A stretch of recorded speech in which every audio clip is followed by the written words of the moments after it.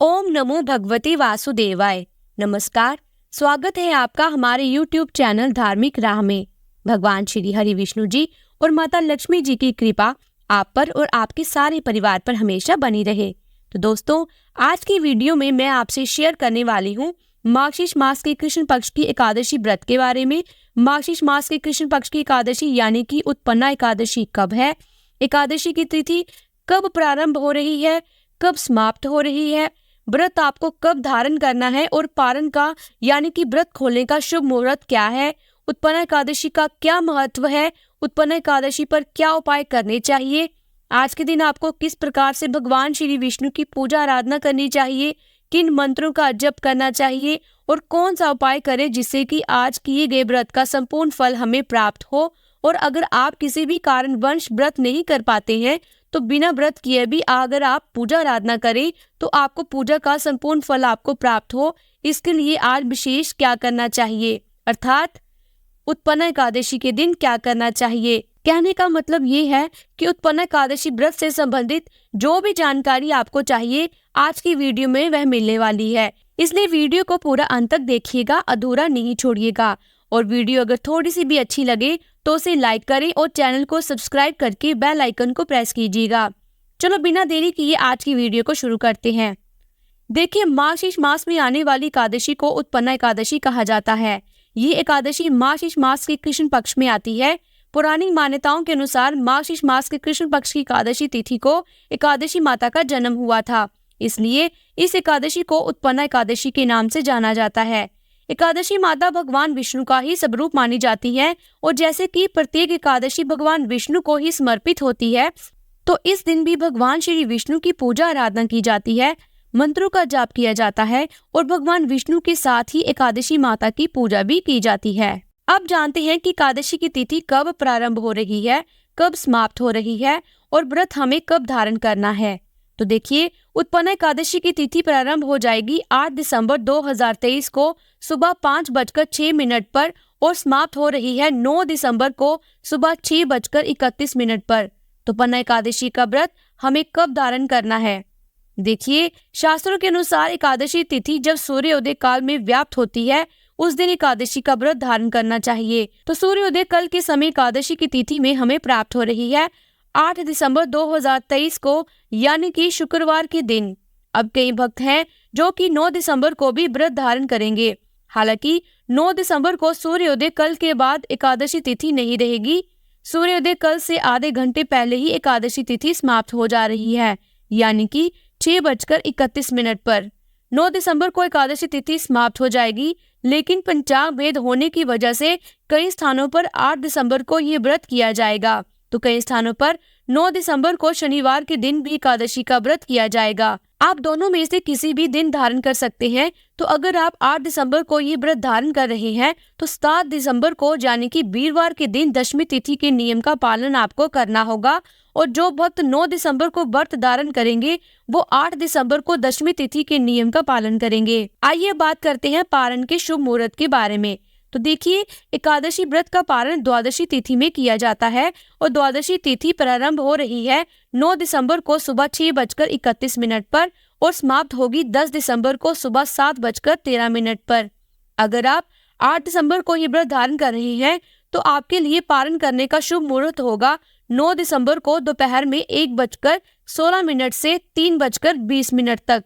इस समय में आप अपना व्रत खोल सकते हैं, क्योंकि सुबह के समय कोई भी शुभ मुहूर्त नहीं है। सुबह के समय हरिवासर रहता है। जैसा कि आप सभी जानते हैं, द्वादशी तिथि प्रारंभ होने के बाद 4 से 5 घंटे का जो समय होता है वह हरिवासर का समय होता है और हरिवासर में किसी भी प्रकार से एकादशी व्रत का पारण नहीं करना चाहिए। इसे पाप करने के समान माना गया है और इस प्रकार अगर हम व्रत खोलते हैं तो हमारे किए गए व्रत का संपूर्ण फल हमें नहीं मिलता, उल्टे दोष भी लगता है। इसलिए अगर आप 8 दिसंबर को व्रत धारण कर रहे हैं तो 9 दिसंबर को दोपहर में 1:16 से 3:20 के बीच अपना व्रत खोल लीजिए। आइए बात करें कि अगर आप 9 दिसंबर को ये व्रत धारण कर रहे हैं तो 10 दिसंबर को सुबह 7:03 से सुबह के 7:13 तक, अर्थात 10 मिनट तक का समय रहेगा जिस समय में आप अपना व्रत खोल सकते हैं। जो भक्त एकादशी का व्रत धारण कर रहे हैं उन्हें विशेष रूप से पारण के शुभ मुहूर्त का यानी कि व्रत खोलने के शुभ मुहूर्त का ध्यान रखना है। और कई भक्त हैं जो एक ही एकादशी व्रत प्रारंभ करना चाहते हैं, शुरू करना चाहते हैं, तो उनके प्रश्न आए हैं कि क्या वह पहली बार एकादशी का व्रत शुरू कर सकते हैं, क्योंकि इस बार अधिक मास लगा है। इस साल तो कई भक्तों के मन में इस प्रकार का संशय है कि कोई भी हमें नया व्रत प्रारंभ नहीं करना चाहिए, देखिए नहीं करना चाहिए। लेकिन अब क्योंकि देवउठनी एकादशी हो चुकी है तो सभी शुभ मांगलिक कार्यक्रम हो चुके हैं, शादी विवाह सभी चीजें, तो ऐसे में अगर आप कोई भी नया व्रत प्रारंभ करना चाहते हैं जैसे कि एकादशी या कोई और भी, तो बिल्कुल कर सकते हैं। तो जो भक्त व्रत शुरू करना चाहते हैं उत्पन्ना एकादशी से आप अपने व्रत की शुरुआत कर सकते हैं। और जो भक्त एकादशी का व्रत करते हैं दशमी तिथि के दिन बिल्कुल शुद्ध और सात्विक भोजन आपको लेना है। लहसुन, प्याज, मांस, मदिरा इन सभी चीजों का सेवन दशमी तिथि के दिन नहीं करना चाहिए। गाजर, मूली, बैंगन, टमाटर, शाक ये सभी चीजें भी आपको नहीं खानी चाहिए अगर आप उत्पन्ना एकादशी का व्रत करना चाहते हैं तो। और हाँ, सूर्यास्त होने के बाद आपको नमक का और भोजन का सेवन नहीं करना है। मतलब अगर आप रात में कुछ खाना चाहते हैं तो फलाहार इत्यादि ले सकते हैं। अगर संभव हो तो भूमि पर शयन करना चाहिए और ब्रह्मचर्य का पूर्ण रूप से पालन करना चाहिए।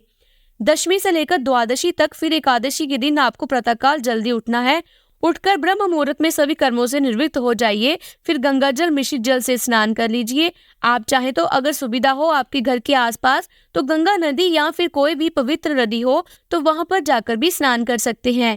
अगर ऐसा नहीं है तो घर में भी गंगा जल मिश्रित जल से स्नान कर लीजिए। फिर शुद्ध वस्त्र धारण करके भगवान सूर्य देव को जल दीजिए और अपने घर के मंदिर में पूरे विधि विधान से भगवान श्री विष्णु की पूजा कीजिए। भगवान श्री विष्णु को आज के दिन पीले पुष्प अर्पित करने चाहिए, पीले वस्त्र उन्हें अर्पित करें, पंचामृत से उनका अभिषेक करना चाहिए और पीले फलों का भोग उन्हें लगाना चाहिए। जो भी ऋतु फल हो आप उन सभी का भोग लगा सकते हैं। विशेष करके केले इत्यादि का भोग भगवान को जरूर भोग में अर्पित करना चाहिए। एकादशी के दिन सुबह और शाम दोनों समय भगवान श्री विष्णु की पूजा करेंगे और दोनों समय आरती करेंगे। उन्हें दोनों समय भोग लगाया जाएगा। पूरे दिन आप भगवान के मंत्रों का जप करेंगे।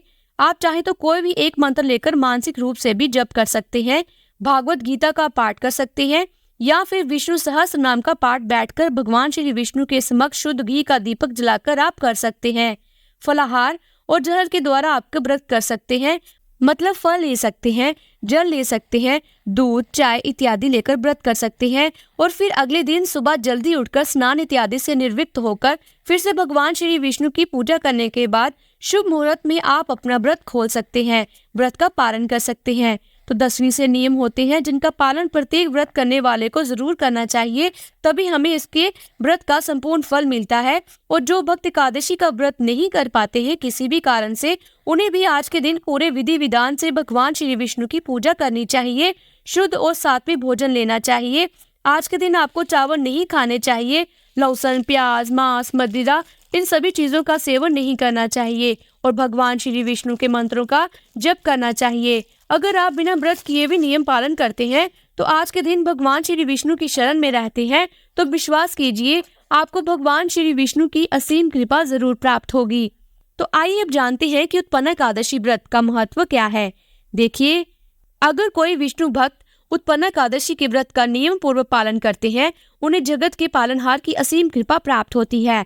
उत्पन्ना एकादशी का व्रत करने से श्री हरि विष्णु के साथ धन की देवी माँ लक्ष्मी की विशेष कृपा प्राप्त होती है। साथ ही उस घर में धन की कभी भी कमी नहीं होती है।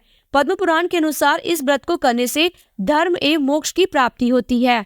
ऐसा भी कहा जाता है कि जो लोग इस दिन पूरे मन से व्रत करते हैं और पूरे विधि विधान से पूजा करते हैं उनकी परेशानियों का अंत हो जाता है और भगवान का आशीर्वाद मिलता है। भगवान विष्णु ब्रह्मांड के पालनहार हैं और वो अपने भक्तों की सभी इच्छाओं की पूर्ति करते हैं।